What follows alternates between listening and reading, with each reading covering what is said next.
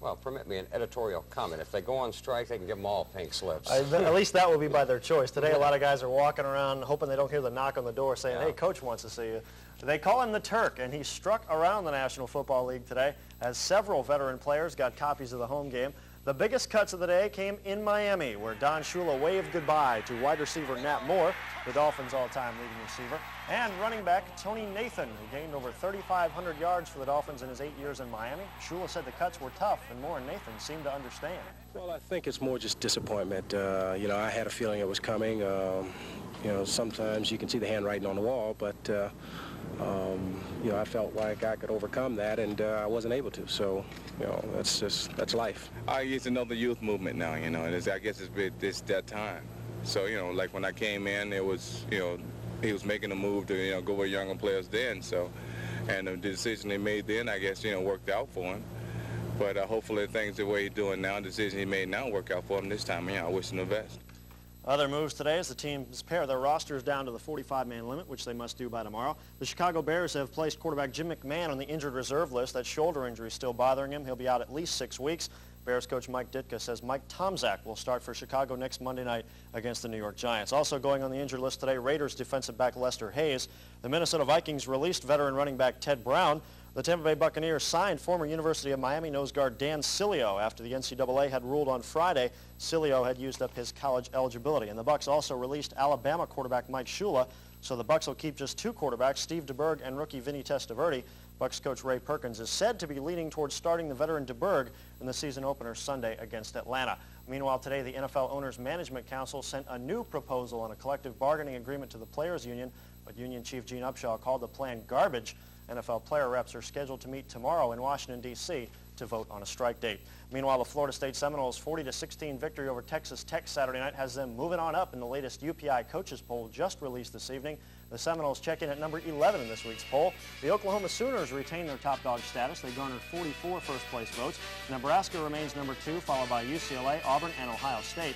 LSU is number 6, Miami in at number 7, Michigan is 8th, Penn State 9th, and Clemson 10th.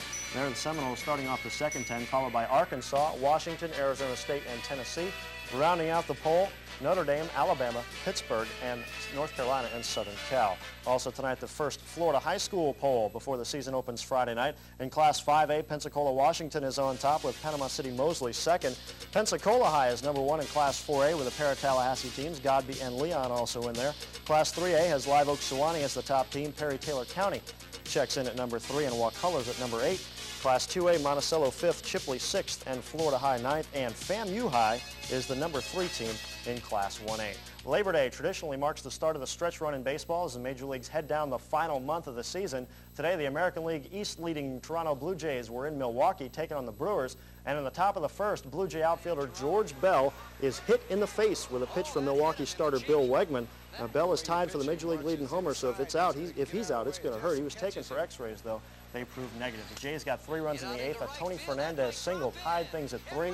A wild pitch and a sac fly won it for Toronto 5-3.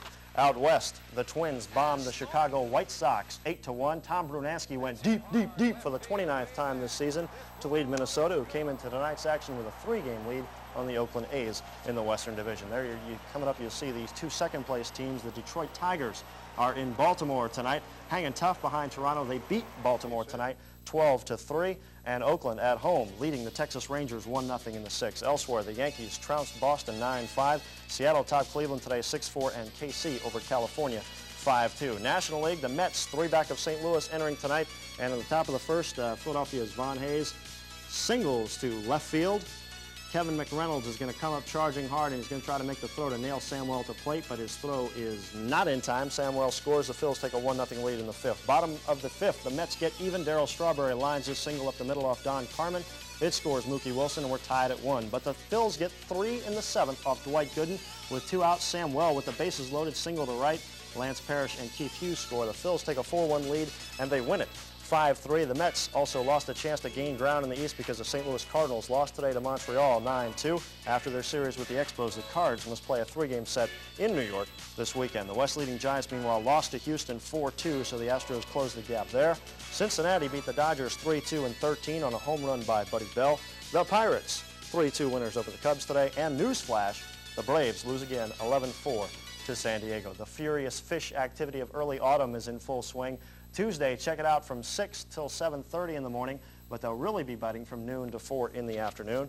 And the lucky pups at the Jefferson County Kennel Club tonight, the 7-2 combo, paid $78.80. And Frank, that's sports. Also, a couple of big upsets today at the U.S. Open Tennis Tournament. We'll have those highlights coming up right after the news. Get to see those at 11:30. Boy, I hope they don't strike this. So do I. I don't know what I'm going to do with myself if they do it again. After 3 games? I know. They're planning 3 games, but they're going to vote tomorrow on a real strike date and announce it tomorrow. So we'll know that by tomorrow night. The sports execs at the networks probably have to line up some putt-putt golf for Sunday afternoon. And you and me both.